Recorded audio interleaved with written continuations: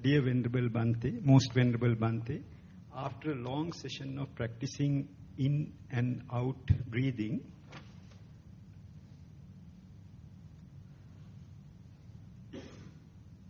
I recall many times the position of subtle breath without any in-breath or out-breath. At that time, after staying in that position, I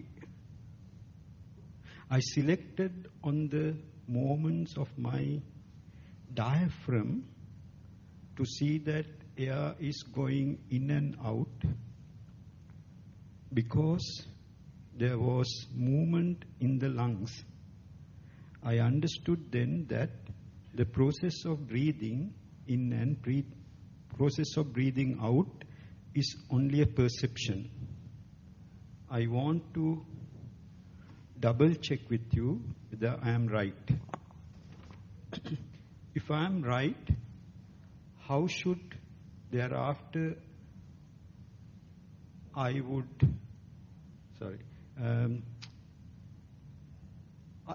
move forward in Vipassana?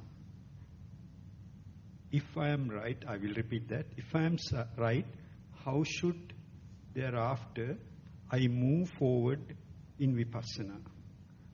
Should I just continue to be in that position for long? Definitely the answer is yes.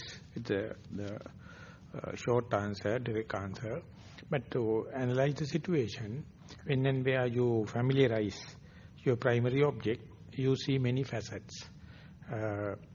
More and more you to see, that means you are advancing, definitely. That means you are familiarizing the primary object.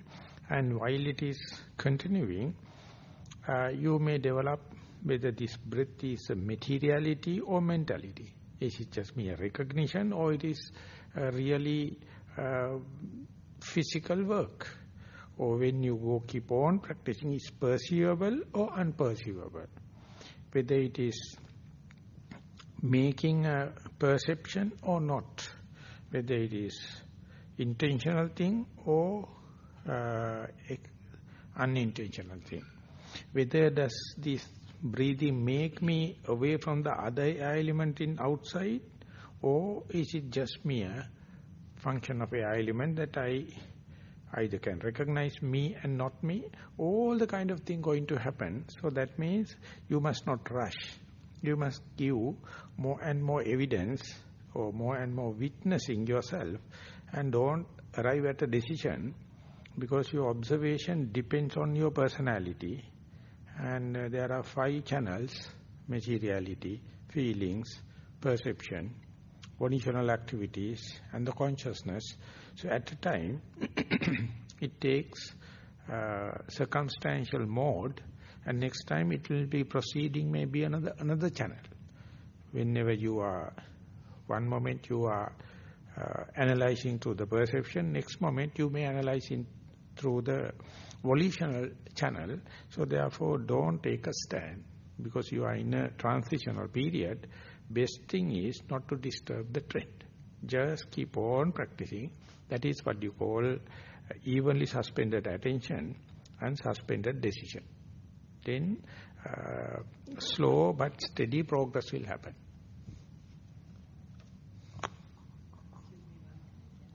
That's not my question, but can I ask a question based on it? Yeah.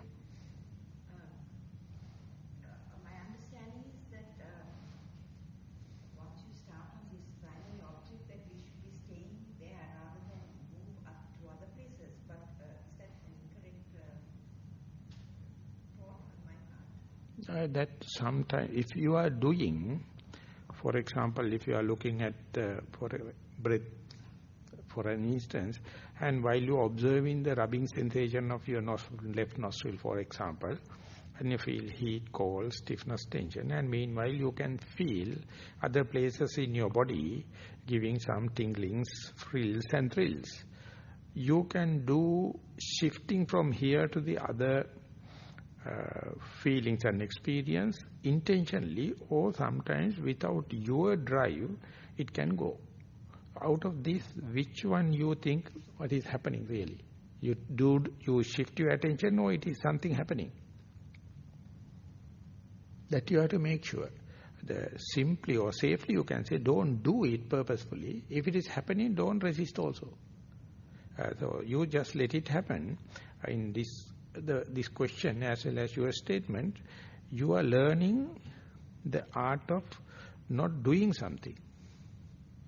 Not to do, but to be more vigilant and let the situation go. So this is the way you become a distance observer, but very vigilant. Let the situation happen completely according to its own way. Dear Bhante, are you saying that consciousness is not constant, but mindfulness is something that can be developed to be constant? Is mindfulness part of the 5 bundles of materiality, feeling, perception, mental constructs, and consciousness? Or is mindfulness something other than these 5 bundles?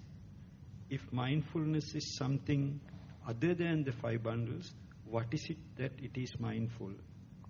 It continues as another question. Shall I read the whole thing? No, this was a very clear. I mean, this is a very, very sharp question.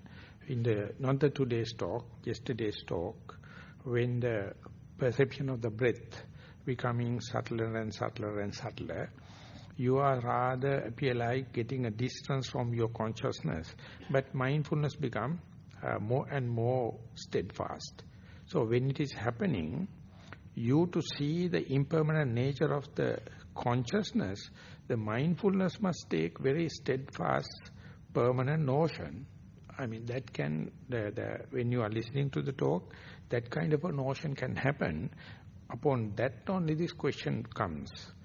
The answer is, the mindfulness is a product of the consciousness. It is a progeny of the consciousness. So if the consciousness is transient, the mindfulness never can be transient, because mindfulness is coming out of the consciousness. I would like to give a example or epithet. When we are living in this earth, if we can send a satellite away from the orbit, and from the satellite, if we can get a view to the world, that your satellite may be changing, or it all may be rotating around the earth, but still it can observe the impermanent nature of the earth. Of course, that satellite is a part and parcel of the earth, but it can reflect something. It's like a mirror. So mindfulness is the non-judgmental, fair reflector. All the other mental concomitants or the chetasikas are their bias. If you take faith, energy, concentration, wisdom, there are a lot of things they have mentioned. But the mindfulness is the most unbiased. So what we take the mindfulness as a satellite, and we are trying to see the reflection there. So therefore you can't take mindfulness as a permanent. If it is, and that is why whenever you are not mindful, you regret thinking mindfulness is permanent. But as far as the task is being performed, we make use of the mindfulness, but that itself can lead to a wrong perception, thinking mindfulness is permanent. And then if it is so, whenever you become not mindful, you regret. So that is very common, contagious kind of a disease among the yogis. They have a special affection to the mindfulness. And that means when mindfulness is not there, you become desperate, and that indicates the mindfulness very thing you are using, more and more become faithful, more and more it becomes fruitful. There's a kind of a tendency to develop affection with the mindfulness, and ultimately end up with suffering. So the Mahasi Sayadaw, when he is explaining, I mean, he is making use, or he is writing his treatise to say how much we can make use the mindfulness to see the story in an unbiased way. But more and more it becomes fruitful, you develop affection with the mindfulness. So ultimately it happened him to write a separate chapter to indicate mindfulness itself belongs to the truth of suffering. It's also arising, it's also changing, it's also disappearing. So you have to understand the utility value. So the Buddha is a master to make use up to the utility value and then drop it. Whatever may be the faithfulness, whatever may be the innocence, so whenever our personal weakness is, whenever someone becomes faithful or very gaining, giving you a lot of credits, there's a tendency to develop affection, and that very affection creating the suffering. So you have to make use it on the utility value, nothing more than that. So therefore this is a very good question. When you keep on practicing, just simply say, all the mindfulness, the consciousness, and the other mental concomitants, they are immaterial thing, verily within the truth of suffering. Next part. If mindfulness is part of the five bundles, how can beings disentangle from the five bundles with something that is part of the five bundles?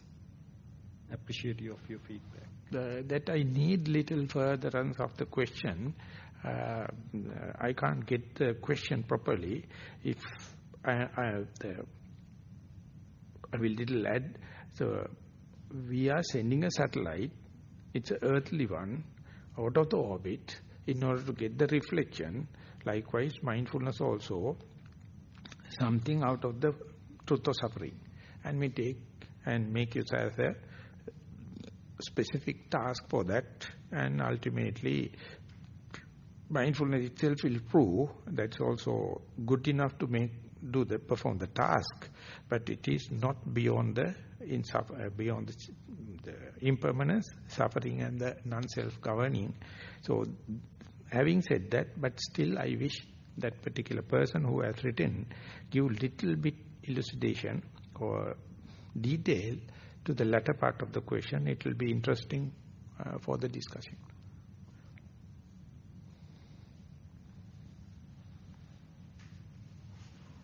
Yeah.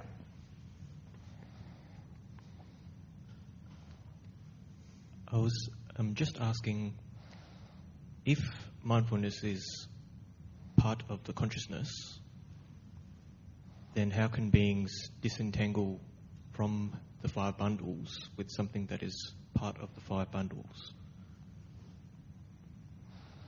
The mindfulness belongs to out of the materiality and non-materiality, rupa and nama. It belongs to the nama, that non-material part, and all the nama, in one sense, is a product of consciousness. If the consciousness is like the sea, all the mental concomitants are the waves. Sea makes a wave, so it's a characteristic of the wave, but wave is not completely separate from the wave, but sea without wave we can't think. Waves are there, so therefore definitely mindfulness is a progeny of the consciousness. It belongs to the five aggregates. Basically, if you still reduce to the nama rupa, it should belong to the nama section, that is non-material, but it has a specific quality. It is non-judgmental, the unbiased nature, and it is very clearly indicated.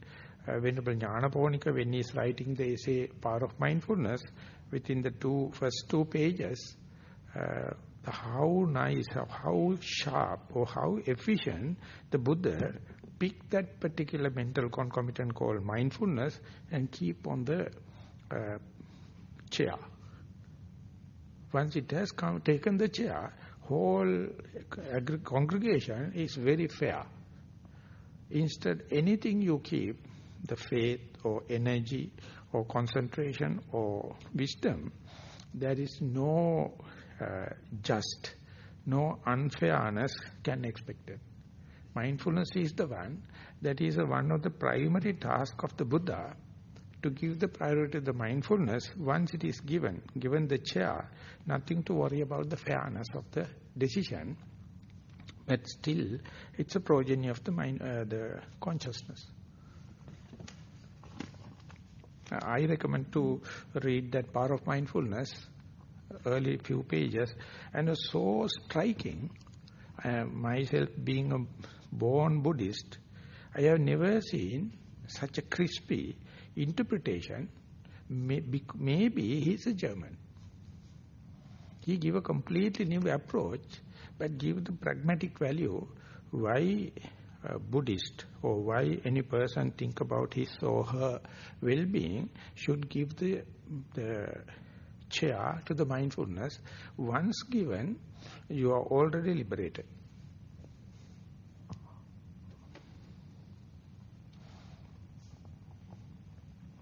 Respected Bhante, there are 3 questions here, Bhante. First one, what is the role of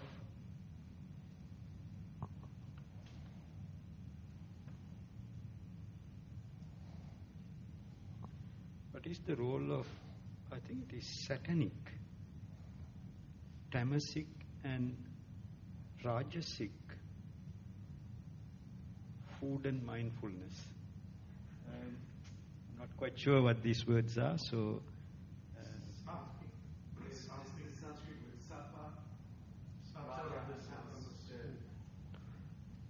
tamasic. I have heard little bit about that. This is the way explaining the defilements or other states of the mind, but I have not given so much of thought on that. Instead, you may consider in the Theravada tradition, we have the transgressional kind of defilements or transgressional, that is called bhumi in Pali, fields, and the obsessional fields, and the latent tendencies as a field. So mind can roam in either field. More it is go to the transgressional level, it's very obvious others can see and you are transgressing the law and ultimately you get punished here and now. Whenever mind is playing at the obsessional level, you only knows the coloration of the mind, but others can't read. But the obsessional layer, even you don't know, but they are underlying tendencies. Likewise, in the Theravada tradition have different 3 types of defilement, but I heard about that, but I have no any understanding how to explain. So therefore, you have to consult someone who knows about the Sanskrit and that kind of interpretation. Sorry. The second part is, does being ambitious in professional life is daydreaming, or is it dharma of a young man, woman? Dhammata. Dhamma, yeah, probably that it says. So no, you can't simply say that your ambition, the motivation is something falsified or it is a dream, but it works. It works up to the point you employ it and you will be carried forward. But the ambition or this creativity simply eccentric. You are not here and now. You are future projection. And future projection definitely take you to there. And will that make for the well-being of you or not?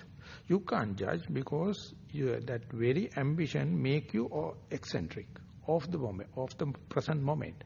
And you take so much of delight of it, so you can't understand you are eccentric. In that sense, it is not well founded here. But you can't deny it's just a hallucination, because whatever the ambition you take, whatever the motivation you have, it has a driving power to you. And 2 points. One thing is whether it's leading to your well-being or not. One thing. Second thing is it's based on the falsified base, because eccentric. If you can study into these 2 points, you can make your own statement or your own judgment rather than from the other person. It's an involved thing. Third part is, mindfulness appears to be very logical and scientific. What connection does it have with feeling of the head and discrimination of head/intellect? Knowledge, head means. Head means. Yeah. So you have to understand sati sampajanya, mindfulness and the clear comprehension. It's well presented in the Satipatthana Sutta. Mindfulness make the peace of the land, and then sampajanya, the knowledge, take the main advantage and take the proper decision. Just like the mindfulness is like a peacemaker, and once the peace settle, the country develop. So they are working together, and yogi's task or the practitioner's task is to let the mindful run as a precursor and forerunner and make the situation peaceful, just. And then naturally the wisdom come and work. So therefore your responsibility is to establish mindfulness and nothing to worry about the wisdom. Wisdom is an endowment. It come and do the task just like the needle and the thread.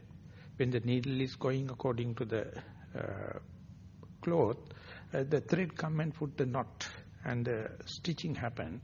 So therefore yogi is only dealing and handling only the thread. And thread is very straight. Needle is very straightforward, adamant and piercing through. The thread behind is mendable, and it is the thing is doing. So once the needle taken into the proper path, the thread will follow. Dear Venerable, can you please explain this conceit within us? How does it affect each individual and the effect it has on the other people? With metta, thank you. It's a very sarcastic in the sense, but it makes so much of fuss in communication. And one example I would like to share with you all is, when two people meet on the street, if I am meeting him, always when I am talking to him, I try to boost up my ego and try to show him, I am more than what you think about me, I am so and so.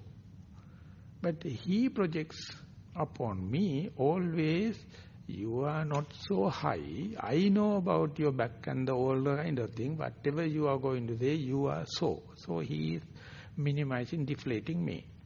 And besides that, there is a reality, myself. And when he is talking, he is bragging, he is going to boost up, inflate your ego. But I know who Ananda is, whatever he is telling, I never give the due credit. I usually try to deflate him, but there is a real Ananda. So when two people meet on the street, 6 people are talking. Who is talking to whom? This is the present day communication. Never the reality to reality. We don't know how to talk without exaggeration. Exaggeration is the younger brother of the lie. Exaggeration is not a crime. That's called aesthetic, and that's called poetic, that's called the best usage of language. So it is little twisted truth. So therefore it is very interesting when two meditators are talking, or then two business people are talking, and when professionals are talking, how the communication takes place. So it is a joke in a sense, but sometimes end up with a war. Because of this, we try to convince someone. We are never happy the reality. If the reality is there, there's no use of talking. We know each other. Whenever you are talking, it's quite a joke. That is why the Buddha is known as a mute Muni. He never talks. Unless otherwise there's a correction. If you go and ask the Buddha, when I have prepared the lunch for you tomorrow, he will not utter even a sentence or word because he has accepted. If he has any other appointment only, he says, I am sorry, I have another appointment. So he would talk if there is a necessity to correct. If the things are okay, he never talks. And there's a very nice story related to that. There's one enthusiastic young monk, young lady, a girl, had a young boy, and she is completely full time taking care of the boy. The boy is growing very well, but he is never talking. And that she was so worried and taking everything perfect, household keeping and taking care of the boy. And after 7 years, still boy is, whenever necessary time, he go and eat and all the kind of, never talking. One day, she has put a bun into the oven and started some job, and it was over toasted and the bad smell came. And the boy told, Mummy, bun is getting toasted. And then she came and hugged the boy, telling, you see, you darling, you never talk up to 6 years, 7 years. Now only you are talking. So why you are giving so much of pain to me? Why can't you talk? No, I am talking because your bun is toasted. So after giving the parable, Rajanish, the Osho, he says, I am talking due to you toasted buns. And there is nothing to talk.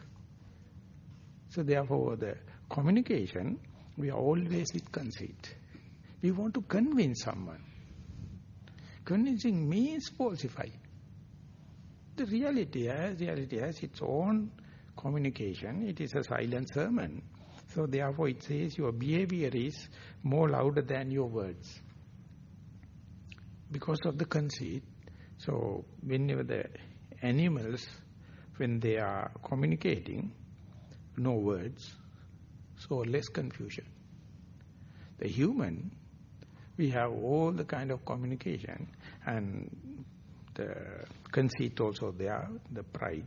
So therefore you can understand how much the miscommunication is taking place. So therefore the easiest way is reduce your talking, unless otherwise it is important. So the Buddha says, Dve me bhikkhave, Thannipatitanang vo bhikkhave, Dve me karaniya, Aryuva tunne bhavo, Dhammiva kata. Whenever monks, when you get together, 2 things you have to do. If you are talking, talk about the truth. Or otherwise, keep silence. That is called noble silence because of this, the conceit and the bragging nature. So, very difficult to be innocent, and the blessing is, if you are alone in the forest, no problem, because you can't brag to the trees, or to the rocks, or to the rivers. Only you will get agitated when there is another person, and that is how the solitude is going to give so much of spiritual part, but I mean, just not the physical solitude. But if you understand the conceit, then you will see how much solitude is going to give that practically, simply, that conceit. And for the moment, it is free, for the moment given. So that more and more you practice, you will see how much we are exaggerating things. So it has become a norm among the humans. I just wondered about that self-conceit. Is it proportional to self-disgust? In other words, do you always get self-conceit in the same amount as self-disgust? I mean,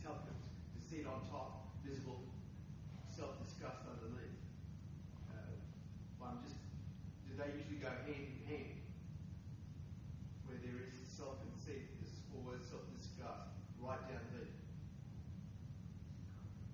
Disgust. Do you understand what I mean by the disgust? No. I didn't get you. Self-disgust. Self-disgust. Yes, that is a kind of an inferiority thing, inferiority complex, but always not it like that. Some people, the superiority complex. So therefore, no one understands oneself as it is. The psychologists, they have done an experiment. They have asked the people, those who are volunteering to the research, to sit in front of a mirror, and that mirror is adjustable, concave or convex. And asked him to adjust so that he can see his real image. By screwing and by twisting, you can make the mirror concave or convex. So when it's concave, you appear bigger. As a convex, you appear smaller. The task is to make it the real your size. No one can do it. Either you appear like a bigger than what you think, or you appear like, that indicates the self-disgust or inferiority, superiority. So the best way is to have another person view, another reflection. And the mindfulness is, in that sense, is a very good reflector. Not at the very first time, when the mindfulness becomes steadfast, you understand who am I. Otherwise, until you, even after the death, you don't know who am I. It's a ever open question, spiritual question. So mindfulness is always bring you back home and to understand who am I with respect to him, with respect to food, with respect to the climate, with respect to everything. It is because it is ever changing. So it is very enthusiastic, very dynamic and very volatile thing to understand who am I. And so much so we understand outside world, so much so you do not know who you are. You are losing to yourself. So, and the other thing is, when and where you comes to know who am I, there was a post in Nilambe, it is whenever you see your reality, you will run away telling you have seen a ghost.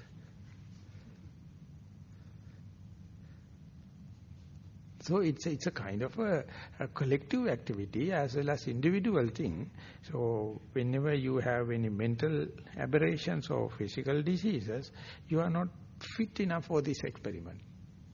So you have to have a fair mental and physical health, and together with a basic understanding, and again with different encounters and interactions, always keep it open to understand who am I. And in that sense, your true friend is a good reflector, and your mindfulness is the other one, but the true friend is outside, mindfulness is inside. Till you develop mindfulness into a workable position, you take the true person or the noble person as a alternative, and later you become self-sufficient once the mindfulness installed.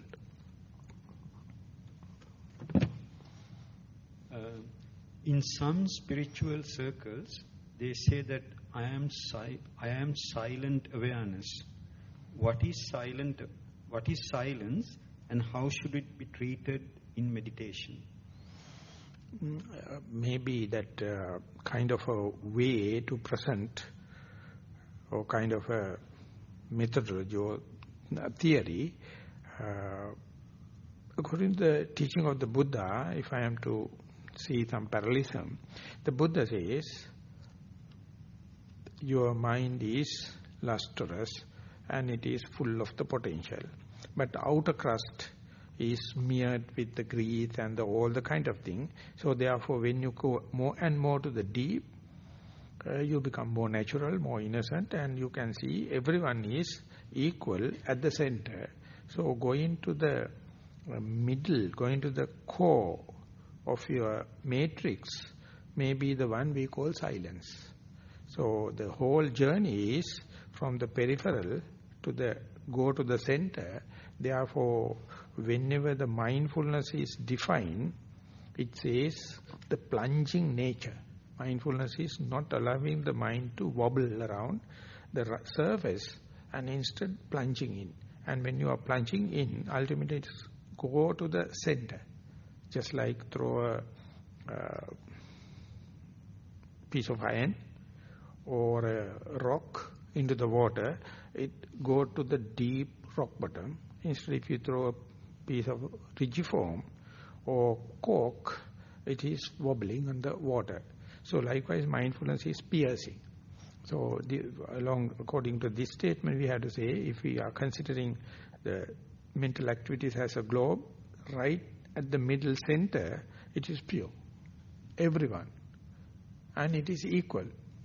But mind is always happy to be at the peripheral level. They are the tip of the iceberg. Recognition, understanding, good, bad, conceit and everything happen. So, as far as you are inwardly, you are more and more pure and less and less defilements. But the tendency is, when something is rotating fast, push around the centrifugal power, centrifugal and what the two powers? Then focal and fugal, the outward throwing. So you are moving more, mind is throwing out. When you slow down, it has a tendency to go in, and still you have to direct into the center. This is how this statement and the teaching of the Buddha can compare according to my way of interpretation. Dear Bhante, would mindfulness combined with Ajahn Brahm's praise, make peace, be gentle and kind, be more beneficial than the just mindfulness?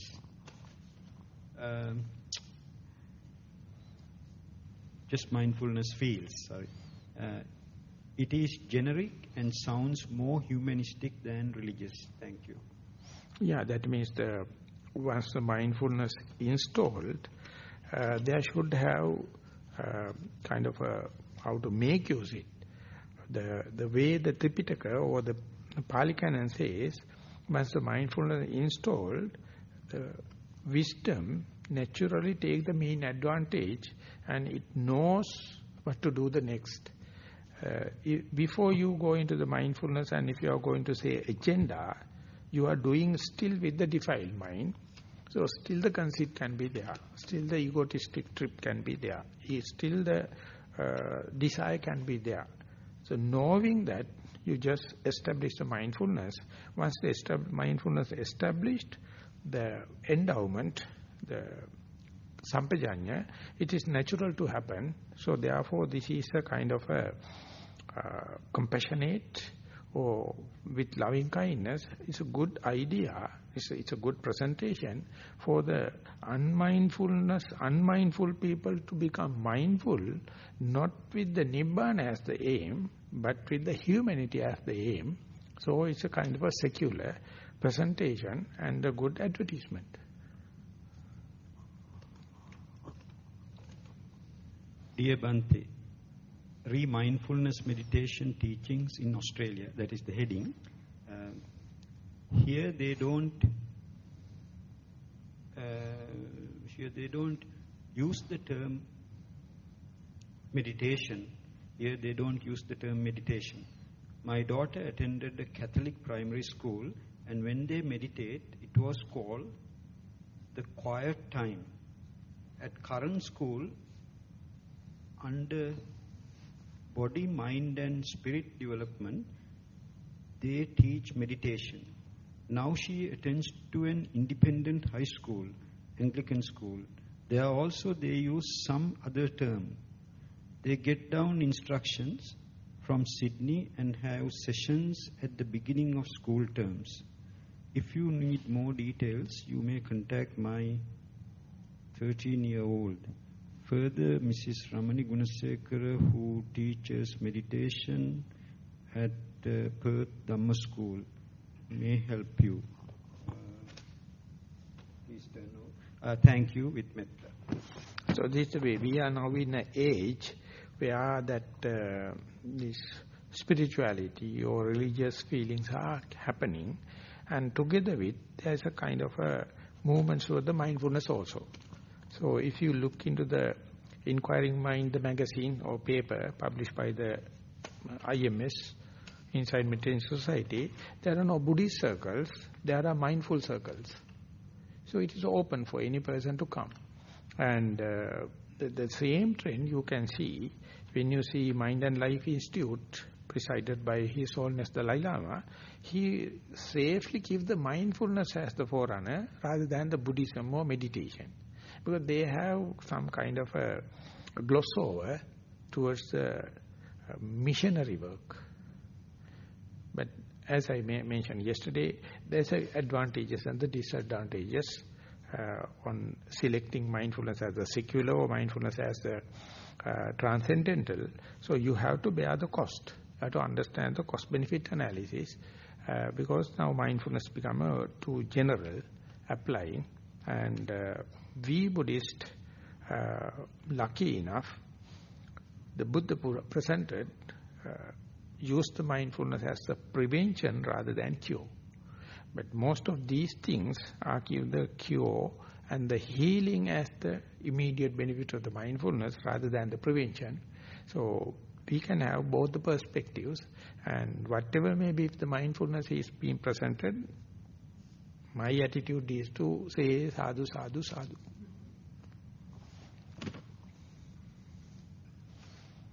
Question from yesterday, Vipassana versus Samatha. The in-breath. Beginning is prominent and the in merges with the out-breath. The beginning read is prominent in the out-breath. The gaps between the in-breath and out-breath fade away with time.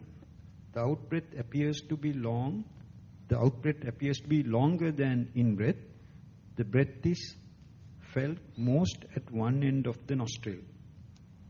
In the gross breath, the beginning, middle, and end with gap is observed in both in-breath and out-breath. Continuation of yesterday's question. So lucky that the question is here. So I invited to present more data, that's called juice, most happy. But here also mentioned the out-breath you can feel at the nostril. And sometimes it's mentioned in-breath is more longer than the out-breath. In both the places, what did you feel? Is a rubbing sensation or heat and cold or vibration? What do you call this long and short? What do you feel this as I felt? This is the essence. Whatever it may be, whether the particular person is going to present himself or herself, this appear to be more vipassana.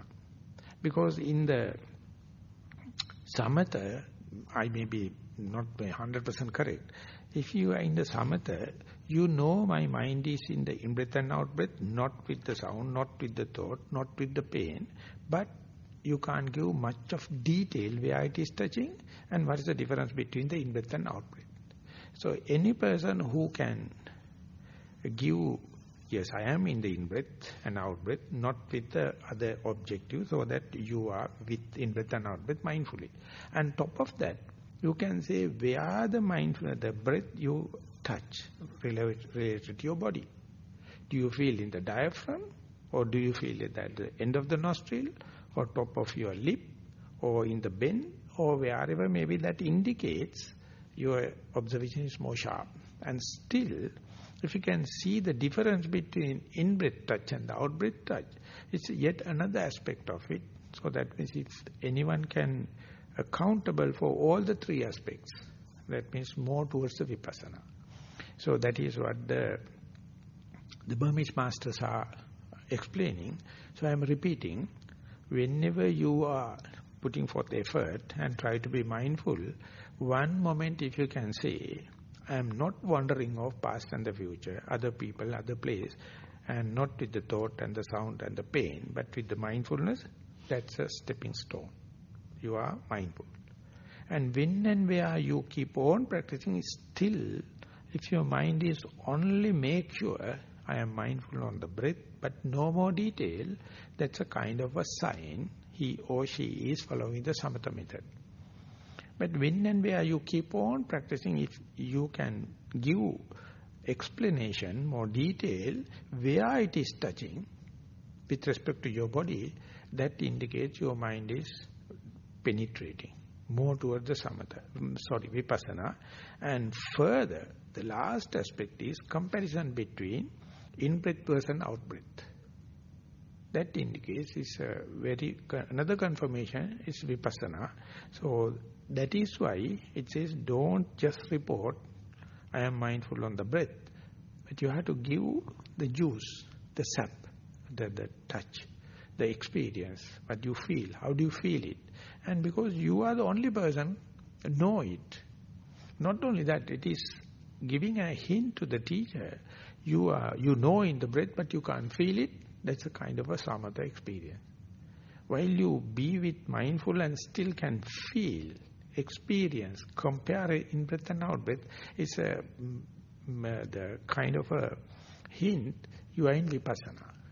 But the Upanishad Sayadaw, he says he is more than now 70 years being in meditation and maybe more than 50 years as a master. No one report by themselves.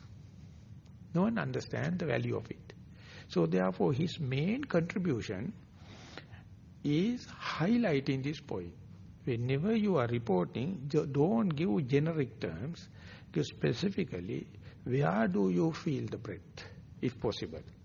And what is the difference between the in-breath touch and the out-breath touch? Maybe rising and falling, maybe.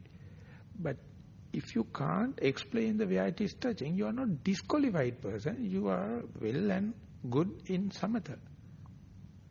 So therefore one must not push into telling that you must see. No. It's indicate that your personality trait is more samatha bias. If naturally, or maybe of course after the teacher's guidance, if you can give the way you are touching and what are the difference between in-breath and out-breath, that's a clear indication, or I mean vague indication, you are in vipassana. So for that, more than Mahasi Sayadaw, Upandita Sayadaw took the method more advanced, more sharp, more short to the point. So when I go to this time, very first Uposatha day on the Poya day, he never appeared to the talk, and they played a CD, newly prepared, only on this point. That is, when you are reporting in your interviews, what to report. And Sayadaw was apologizing. He says, I know it is too much to expect from a beginner. But there is no other way to explore. You have to get the juice out of that, the sap out of that. So he is telling, I am sorry. This is the way I am practicing. This is the way I expect out of the teachers. Sorry, newcomers. So listen to it again and again. When you are talking, talk short to the point. No nonsense, but you experience, and it is more promoting the vipassana way. And therefore, my meditation as a person really sharpen when I am associating him, how to talk, short to the point, short and sweet, no nonsense. Then very easy for the teacher. Otherwise, you are a very good meditator, or very faithful, you are very innocent, but you don't know how to express. Then teacher has to assimilate aphorisms and stories to bring the matter, surface the matter as much as possible, and never seen as a good example than Pandita Sayadaw. He is making all the kind of thing. So, because he loves vipassana and he is promoting vipassana, that may be infested to me also. But I try to keep it very clear. If you know mindfulness on the breath, you are well and good. But the only thing is you are samatha biased. But if you can give more detail, it's vipassana, but you must not never push someone to see which is unseeable. So that you have to make it clear, then only you can give the respect to the each and every individual, then there won't be any friction. Thank you. Bhante, with that particular distinction, you outlined very clearly the distinction between the Burmese traditions and Ajahn Brahm. Ajahn Brahm very much says, focus on the breath, but do not be preoccupied with the sensations. He said that very clearly many times. And I wanted to ask you, because I do recall 2 years ago when I asked a question to you about this, that you said it is okay that within a meditation retreat that some days you might be a Vipassana man and other days you might be a jhana man, and that's okay. Am I correct in my understanding? Is one better than the other, or are they simply different from each other? So, just like Ajahn Brahm, Paok Sayadaw, he was another Samatha master. There was a time I was a translator for him. You know, my machine is Vipassana and his teaching is Samatha. So everyone is open-eyed and see how much I am misinterpreting him. So it happened me to write a tightrope walking, and one day I went to Sayadaw and told, Bhante, when someone is explaining the breath, should I force him to tell me where it is touching? So he was so upset, don't do it. Don't do it. If someone is with the breath, it's okay.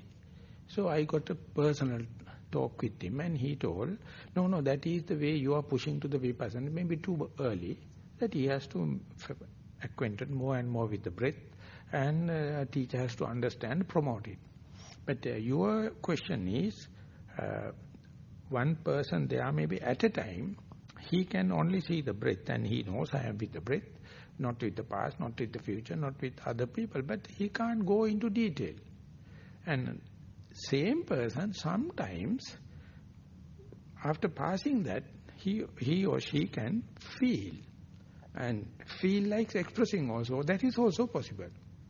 But if you are a Vipassana biased person, always pushing someone to be very analytical, very sharp, and that is unfair.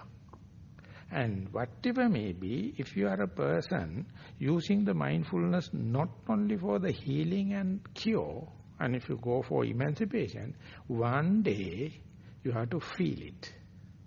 Bhutam bhutato passata. So it is, we can say, consequently or the time-wise, at the beginning, you are just aware, I am with the breath, not with others. It's good. But whenever you are, if you are to see things as they are, you have to understand that particular object with a direct experience, under the nose experience. So one day you have to be aware. So, but the way that you presented, to go to the jhanic experiences, just be aware and be content with the breath is enough.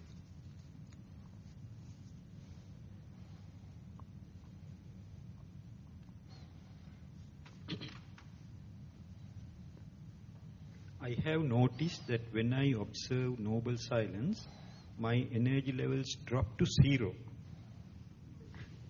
And I have to go and lie down and fall asleep. When I break it by talking to somebody, my energy levels come up. And I am able to meditate better. Why is this happening? Thank you. It's very honest and very, I would say, the innocent kind of a statement. Because if you wish to punish someone, ask he or she to not to talk. He will commit suicide. No problem. Because we are, unless otherwise we express ourselves, we are no one. By expressing and showing only, we gain then and there. So therefore it is a very good indication. The most of the demerits we accumulate not by the body, not by the mind, but by talking. So therefore it says, if you happen to go to hell and you take count, and you will see most of them are there because of the mouth, because of the talking. They are not criminals, they are not doing bad things physically. And their mind also not bad, but the expression. So therefore, whenever we are not talking, and you can see the parrots, from the morning to evening, they are making a sound to make that I am with the congregation. I know foods are available. So that sound indicates the security and the food. And whenever herds, there are sounds, honeybee, humblebees, and there is a sound. So likewise, when the human beings come into together, we assure security by talking and our other civilized sounds and the food sources. So therefore it's a very, very interesting thing for you to understand by talking how much we are getting the orientation, the benchmark, the peg. Whenever you have no talk, no benchmark, you don't know who am I, and that is such a lost. And ultimately you can't maintain the balance, and you have to go and sleep, or that means your mind becomes very slimy and very with the sloth and torpor, and by talking it again comes. So this is a very good observation, and knowing that if you can take care about the words you are expressing, if you can take care about the content of that, then again it will be a burden. Not this contemplative thoughts going to give the egotistic boost up. It must be frivolous talks. So that is why today the whole world is controlled by the media. They know how to bend the truth. And this is happening. So we are just nothing but a cog in the civilized machine called the man machine. We are cog in the cogwheel and rotating. We don't know what we are talking. We are not responsible about. And therefore it's a man machine. If you going to get out of that, cog will be broken. So therefore that the civilized world, the media, even if you are in a retreat, they know how to penetrate. It is like a poisonous arrow. It can focus and duck. And more you to go there, you are just a puppet by the media. So whenever you away from the media, you are lost. You are outcasted. So this is happening when you are introducing the noting, the vitakka, that means to keep the object into face-to-face, you note it according to the Maha system, in-breath as in-breath and out-breath as out-breath.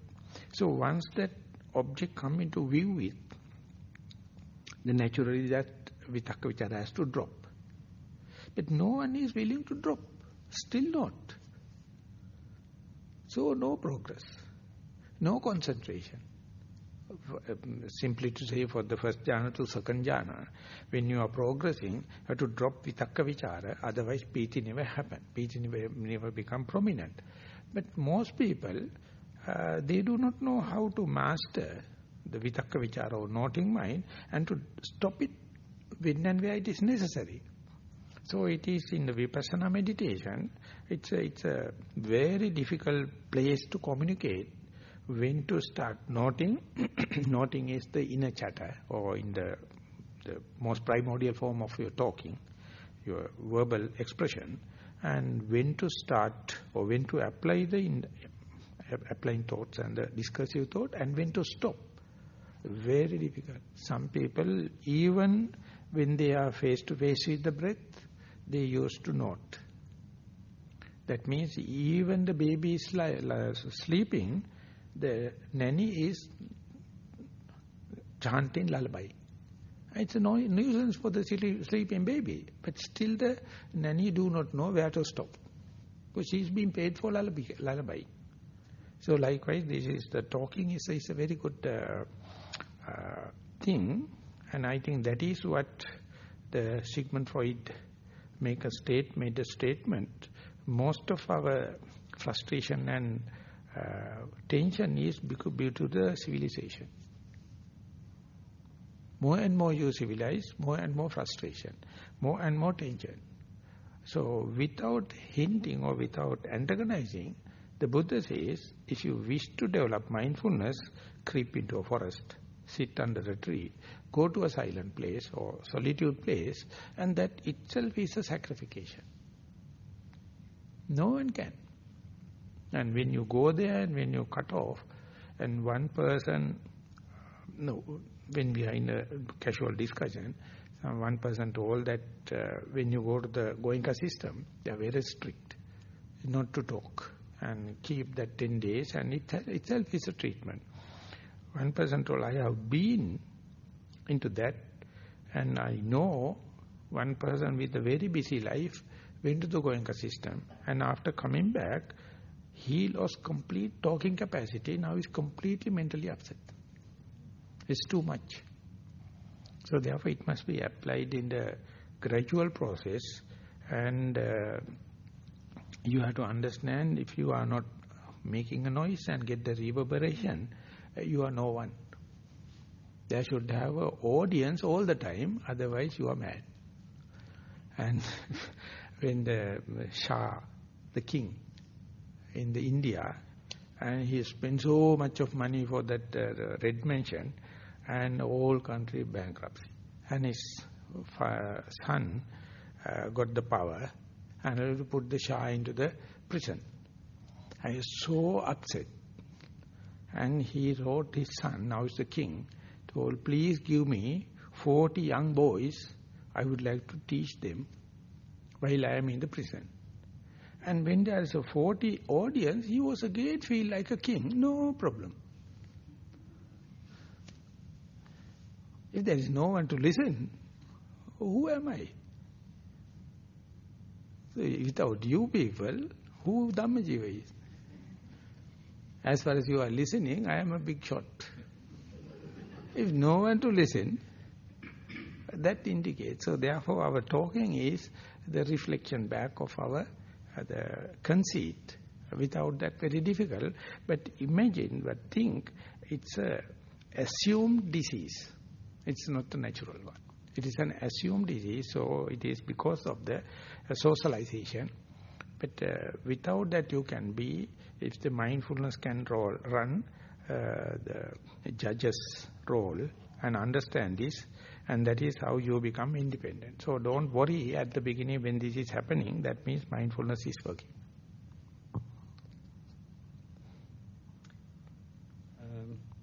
It is said in the suttas that Devas invited Buddha to listen to the Dhamma. Probably it meant Desana. Listen to the Dhamma. Similarly, can meditating power gained in the human realm give yogis the ability to communicate with beings in other realms, including departed relatives? Thank you, Bhante. Now this is mentioned, the Buddha mentioned in the Chula Sunyata Sutta, whenever you are utterly engrossed with the sensuous pleasure, or the multifaceted sensuous pleasure, no one think about otherwise, because it is keep you so engrossed. But there are some quick people, they understand everyone is engrossed with this sense pleasure, but at the deathbed they are desperately very unsatisfactory and it's suffering. So what is the alternative? For such people, they think about on experimental basis going to the forest and solitude. But we people are like that. We are in the busy life and temporarily or permanently we go here and we have already done it physically. We are away from our relatives and all the properties and the movable, unmovable properties. But when you sit here, there are reflections and there are reverberation is always obsessing your mind. Whatever you had the near and dear one, desirable one, even they are physically not present. This is called karma is not here, but karma sanya. You are completely... You never expect it to happen in a retreat, but that is what it happened. That is what you call 5 hindrances. So it is not a question of you, it is a question of Buddha. So now Buddha has to give an answer. He says, when you come and sit, if your mind is not settling, focus to one particular materiality, corporeality, the breath. More and more you apply the breath, less and less the karma sanya invade you. So that is the early part of your meditation. Imagine when and where your mind becomes face to face with the materiality that you selected as primary object, you can be with the breath, and when the breath is fading off, that very rupa is replaced by rupa sanya. That is the place where your past memories and all the kind of telepathic, everything going to start. Everything is nothing but to break your trend. They come, they appear like your past memories or unknown languages and connections and everything. That is to destroy your trend, and ultimately you are making repercussions and you get caught up with whatever it is happening. So it is very common among the circles which is meditating for the cure and healing. But if your aim is to Nibbana, you have to understand this is a repercussion, this is a friction. This is, I don't know the exact term in English. When you are using a conduct of copper wire, if there is a the one molecule of iron in that conductor, there's a small battery happening there and heating happens and the flow is disturbed. Isthaniya kriya in Sinhala, I don't know what is in English. Likewise, these kind of things, impurities can happen and there are small friction happen. So that make big issue regarding the miracles. We call it Thermal couple. So these are the things they are writing books now. These never, Buddha indicated them not to entertain. Because these are the impediments or they are impurities and repercussions can happen. So unless otherwise your teacher is sharp and say, hey, that you are sacrificing after so much of success for this kind of thing, just before coming, the Venerable Pemasiri is one of another famous monk in Sri Lanka. He has written book on this Vidassana Upaklesha, the defilement. Each and every of your ability on this side become a liability in long run. Then you consider this as a special gift. You consider this as an endowment. Ultimately your simplicity in mindfulness gone, progress is gone, and you come out with this. And the Mahayana books, specifically the Surangama Sutta, is very clearly indicate how much you get lost in your final aim whenever you get these byproducts. At the face of byproduct, you lose the primary aim.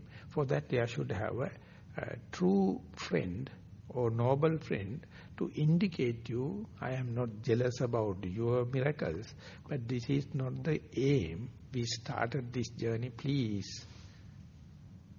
And the person who is having may say, you don't have, therefore you are jealous, and you have no rights because I am the person who is going to get.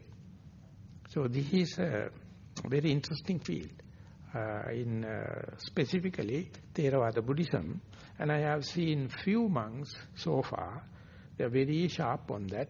Whenever that happens, they are very compassionately, and they say, you are a successful meditator, that is why this comes. But this is Marapakya or Kilesa, it's a satanic, or it's a defilement. For a while you may get engrossed, but later you have to understand and not to entertain. Through that only you can go. That is called Vipassana Upaklesha. In Theravada tradition we have selected 10. And Surangama Sutta is talking about the 50. 10 for materiality, 10 for feeling, 10 for perception, 10 for volitional activities, and 10 for consciousness. the aspect regarding the perception is very dramatic. The presentation is very lucid. And therefore, you have to have at least theoretical understanding before you go into that. And then you can, even if you make little repercussions, later you can understand and go through. Otherwise, this all kind of mystic things or kind of unscientific thing can happen. But they have their own traditions. But as far as the Vipassana Yoga is concerned, your association with the true friend, this is one of the value. And if you are mindful, this is one of the values, because that indicates you are eccentric. But they are very lucrative. They are very, very amusing. So often people entertain without expressing others, so much so it's a wastage of time. Of course, according to my judgment, that particular person may be agree or disagree with me. No problem.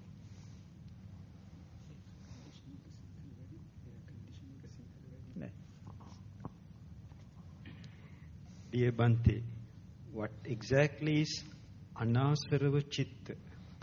Thank you. Anasrava. Anasrava. It's written anasarava, A-N-A-S-A-R-A-W-A. So that is opposite of the asrava. Asravakshaya is the nibbana.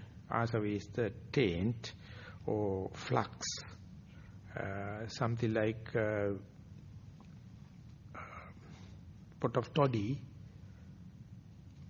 clay pot, and whatever the new sugar juice you apply, it ferment, because that pot is carrying the yeast or the fermenting agent. So even the pot is dried and emptied, whenever you put sugar solution, it ferments it. After fermenting, if you drink, you become addicted, or you become doped. So the Buddha mentioned mother, pamada. Mother means you get alcoholic. Pamada means you are neglected. So always these stains and flux make you alcoholic or addicted into that. So our body, one person is just like a clay pot having these seeds. Whenever new sugar solutions happen, it ferment. The fermentation happen due to these fluxes, or the agent for fluxes. So asrava means they are secretions, they are taints. So even whether you like it or not, whenever new objects, whenever new impingements happens, everything happens through ferment according to your yeast. So imagine if you can completely make the vessel clear of that kind of a fermentation. That is what mind we call the liberated mind. So therefore asava is the taint, the name Pali term, and anasava means mind without that tainting agent or yeast, as an example. Dear Bhante, it is said that counting on breath helps to concentrate for meditation. If so, how far we should do so before stopping it? Example, 10, 20, 30, etc. 2, it's a different question. What role faith plays in Buddhist meditation? Wishing you good health for New Year. Thank you. The first question I asked from Paokseado, and he says, and even the other Burmese master says, the counting system is applicable and efficient only for the inner chatter, not for the sounds, not for the pain. Basically we can say when you are going to sit, you can't keep the object face to face because of the pain, because of the sound, because of the thought. So whenever you recognize you are a person often distracted by thoughts, then only that prescription drug is the counting. And counting, when and where you have in-breath and out-breath without infested with thinking or daydreaming or fantasizing, you count as one. And if you can have the same trend without wandering mind, due to the thoughts, another in-breath and out-breath, you count 2. And you count how many how many breath cycles you can continue without interruption of the thought, so much you count. And Buddhaghosa, the teacher who has written the Visuddhimagga, he says, you have to count starting from 5 to 10. That means you can go up to 5 and come back to 1. Again go to 5, come back to 1 as far as no thoughts. Or maybe you can go to 6 or 7 or 8 or 9 or 10. Not more than 10, not less than 5. That means Ganana, Anubandhana, Pusana, Tapana. These are the basic ways how to make friendship with your primary object. There are Pavak Sayadaw, he says, he select number 8 is more auspicious. So therefore, when you are noted and recognize yourself as a person full of thoughts, then you can use this method of counting. Count up to the 8 breaths and come back to 1. Again 8 breaths and come back to 1. So when you count 2 or 3 cycles time, you can see a fair gaining of the control about thoughts, not with others. And the second part is the faith. And in the Upanishad Sutta, the Buddha says, whenever there is a suffering, faith arises. If you wish to develop faith, create suffering for that bloody fellow. Send a tsunami. When the tsunami happens, people are very faithful. And whenever the faith happens, he starts searching. And this is the starting point. So therefore, the Buddhism also, Saddha, Virya, Sati, Samadhi, Panya, 5 powers or 5 indriyas or faculties starting with the faith. The difference is that very faith prescribed by the Buddha is verifiable within this life. When compared to the other beliefs, they can't verify within the last life. Therefore, that faith what we are starting is evolving from the Pasada Saddha to the Okappana Saddha and to the Adhikama Saddha. That means the superficial faith, just like other religious practices. And then you can verify part and parcel of it. You can see breath, the beginning, the middle and the end. In-breath and out-breath. And there you can say, before ending the out-breath 100%, in-breath never starts. This kind of thing you can verify. And that so much so, you believe it not due to the Buddha, but due to your practice. The day you apply this to the principle to everything, what you have experimented or not through the inferential knowledge, then all the realization happens. So therefore, faith you can't throw away, but you have to understand the very faith you are employing is evolving in the Buddhist circles, and therefore you have a different meanings. The beginner has one meaning, and a halfway person has another meaning, and the fulfilled person has another meaning. It is evolving.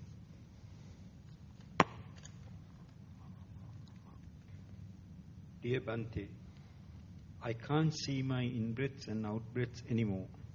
And instead I can see dots or some quick shaking, like particles, and there is a gap between each of them. The gap is more wider than the pause between an in-breath and an out-breath, which I have experienced before. Other than this, I can see bright lights in the background, and sometimes they are continuously flickering. But after some time, they get stabilized. When the lights are really bright, I get attracted to them, and I don't notice the small drops of breath anymore. When the lights are not bright, the drops are more visible. Sometimes, and check my sitting posture as well. Sometimes I check my sitting posture as well. Here now I am. I feel like I am watching three things in my meditation: the dots, the lights, and my sitting posture. 1. Please advise whether my understandings and the way of meditation is correct or not. 2. Please advise how this experience can relate to consciousness, vijnana. The early part is when the meditation is progressing or when the meditation is advancing, the main culprit, main distraction for the yogi is the entertainment of doubts. And it is no way out. Whatever new thing happen, whatever unknown thing happen, fear of unknown, fear of new, or fear of freedom happens. So therefore, whenever you are advancing, definitely the army of, a swarming army of doubts happen. So whenever it happens, you must have a method to verify it or to make it sure you are not daydreaming, you are not fantasizing, you are not, it's not a mind made. So you take the breath as the whetstone. Whenever doubt happens, you go to the breath and see whether it is something verifiable.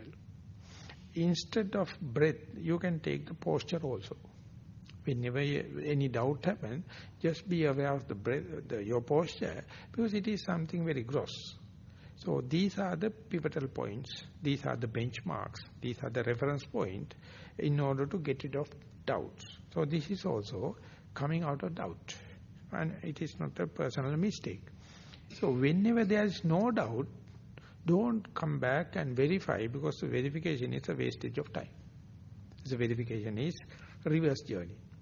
So if you are advancing very fast, main facilitating factor is no much of doubt. That is what you call the faith. If you have no faith, doubt arises. Each time doubt happens, you have to go and verify it. That means your trend will be disturbed. So more and more you advance, less and less doubt and more faith, because of your past mistakes. Because of your past mistakes. So therefore you have to value your early checking, early verification, so that you have to do it. That is why it says, when you become too old, you can't meditate. It's too late. At the deathbed, you can't do it. Because it needs so much of your mistakes, a heap of mistakes, upon which by verification only you develop how to rectify doubts. So once doubts rectify, it's one attribution for the Sotapanna, Avikappasada. He has no more doubts. So therefore this is, and most ironic thing is, this entertaining of doubts, we in the common world think as inquiring mind, poisonous. That is what happened in the world today. You are full of doubts. So therefore you are searching and you think it is a research or something like that. But it's your bankrupt mind is the what entertaining doubts, and sometimes it is reinterpreted or perverted as knowledge. Then you are rotating in the same place, just like a dog try to catch its own tail. Very difficult to take you out of this vicious cycle. Only the true friend, only the noble friend can give some confidence. No, darling, don't doubt, don't entertain doubt. You just carry on. Don't verify so much. You are on the correct path. But if you have selected the wrong person as a true friend, again the problem. So therefore, this is pertaining to the doubt. So therefore, whenever you are advancing, only if you have doubts, go back and verify with your primary object or your body posture. Otherwise, old frog or frog jump into the old pond, plop. That's it. You jump, come or go Chicago. That's the type of people I like. Always you try to verify, you take most of the time more verification than the advancing. But it's a vicious cycle. Early part of your meditation is full of verification because you have lack of experience. Experience means mistakes. More and more you have mistakes, you have nothing to worry, you know how to rectify it and you go it. So therefore you have to have your own heap of experience or heap of doubts, mistakes, and that means you are sympathizing yourself. Your whole effort is not in waste, even it's a mistake. So therefore, take this whetstone or verification point, maybe a posture or the breath. But if you don't have the breath, use the body, use the posture. But if there are no doubts, don't waste time. And the second thing is, this is what you call magic of the mind. This is the consciousness. It appears like a saint, savior. He says, don't go there. You have never been this place. It's a new area. Why don't you go there and get the GPS and get the orientation back? And it's coming and giving so much of opinions. You have to understand it's never for your well-being. It is to re-establish the consciousness. So you have to challenge the consciousness and say, no, I believe Buddha. I am ready to take any risk. I have done so much of trial and error. I just go. That is called without fear of freedom. You are ready to take the challenge. So that utterly personal, very difficult for another person to, only other person can share. But some people are naturally entertaining doubts, and sometimes they consider this as inquiring mind. If that is the situation, it is incurable disease. And we call Asiatic people, that is the Western mind. I am sorry. And any person is on that line, we call even the Asiatic person, the younger generation is the Western type. That is daydreaming, fantasizing, and keep on proliferating, but become eccentric. So, what is the distinction between doubt that you just outlined and the enlightenment factor of investigation of reality? Very closely. It is appearing in 3 times. Dhammajiva Sambojjhanga and Vitakka Vichara, the inquiring thoughts or discursive thoughts, and Mīmansa Iddhipada, way of success, Mīmansa. So all these things you have to refine it. So just soon after the Satipatthana, 4 foundation of mindfulness, you are going to the 4 Iddhipada. Iddhipada means 4 ways of success, either through wisdom, effort, mind determination, and inquiring mind, you can go. So then the question happens, as you mentioned, am I doing an inquiring mind or is a perverted doubt? And when it go further, Dhammajiva Sambojjhanga, that means contemplating on the Dhamma points, and that also may represent, the doubt can be pervertedly represented as Dhammajiva Sambojjhanga, still it is a repercussion. It's like, how do you call that, your conduct is not pure, mingle with lot of other elements, so then and there blocking happen. So that is the only point you must always inquire and question whenever you have got a good chance to talk with the teacher. This can be only rectified through discussion, not by a talk, not by meditation. So therefore you have to present it whenever it is happening, impersonally, impartially. You have to say, whenever the breath becomes subtle, or breath becomes medium or subtle, your noting power reduces. You can't note it because in breath and out breath is equal. Then you have to ask your teacher, because teacher is the person ask you to start the noting. Teacher is the person who asks you to keep the attention with the breath. Now you are with the problem. So if you can really articulate your question, a good teacher can give. But if you can articulate the question, you are ever with the indigestion like.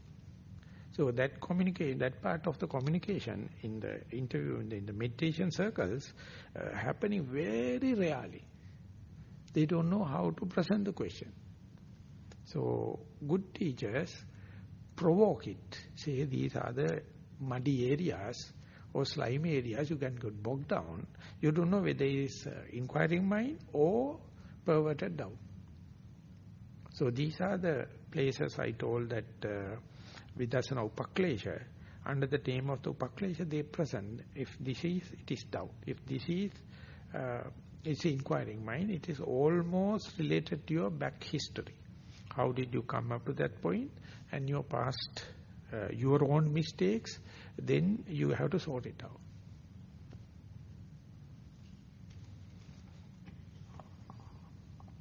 Dear Bhante, what is your view on the subject of death experience of people who talk about a very bright light containing total awareness of the mind but lacking a body? One such person was angry at the family for being instrumental in reviving her back to her life. Thank you for your explanation. They are not called death experience, they are called near-death experience. If you are dead, no problem. But the thing is that bloody fellow come back and then start writing, and it is called near-death experience. And there's a huge, according to their experience, huge weighing to come back to a sick body or to go to this light space. And the way they pull back to the sick body that it was, it's kind of a missionary work. They say, when I come back to the body, it was already sick and dead. But whenever he resort to come back, it will recover. And then that body, he or she can make use the others. The body is recovering not due to the medicine and not due to the doctors, but due to this kind of confidence. And then onward, you can express others. The famous book is Dying to be Me, is now been translated into 50 languages. And if you can go to the TED Talks, and that lady is explaining, and she says she had a complete freedom, and she saw her deceased father, and they are in heavenly beings, and she's completely there. And only the connection was her husband. It's also a proposed marriage, and due to husband, she come back to the body, 95% rotten, due to the lymph gland cancer. And miraculously she recovered after coming back within 3 days. Even the doctors never accepted. So much so, doctors give chemotherapy. And she is very precisely, she says, she do not like chemotherapy, because she knows naturally body is recovering because of this her confidence, and she knows it is detrimental. But the circle, medical circle says, as far as you are in the hospital, you have to go through. And she says, I made up my mind to accept it. Even I don't get the drowsiness, because my confidence is enough to cut off the iatrogenic effect of the chemicals.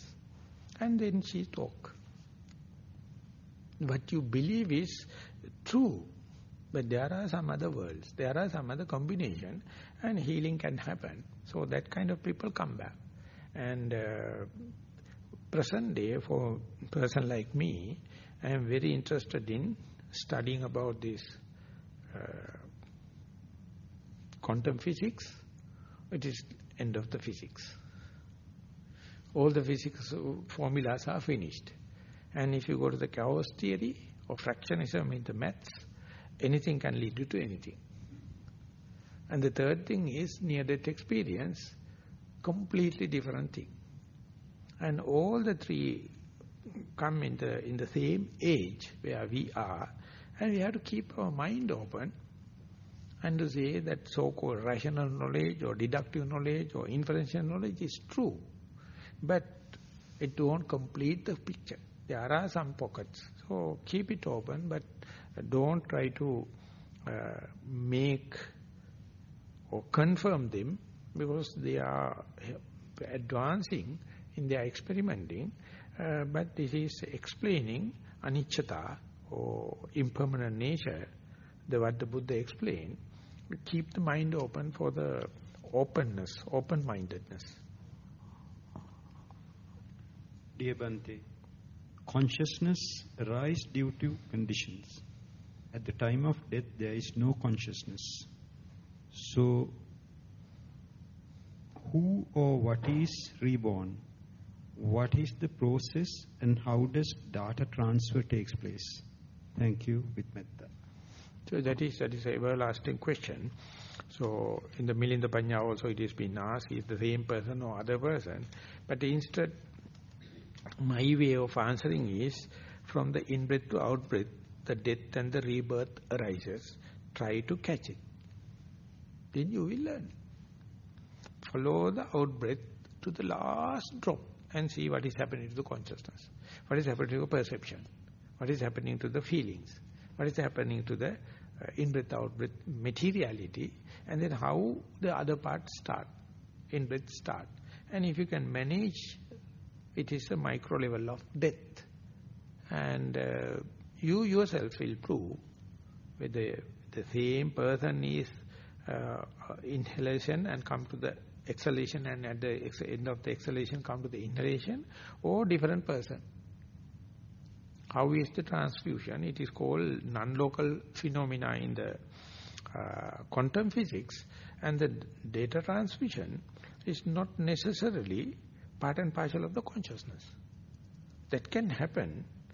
So therefore, whenever you go to the very subtle layers of materiality, feelings, perception, volitional consciousness, you have to your sharpness of your mindfulness and go to the dark areas, go to the not only the tip of the iceberg, down there.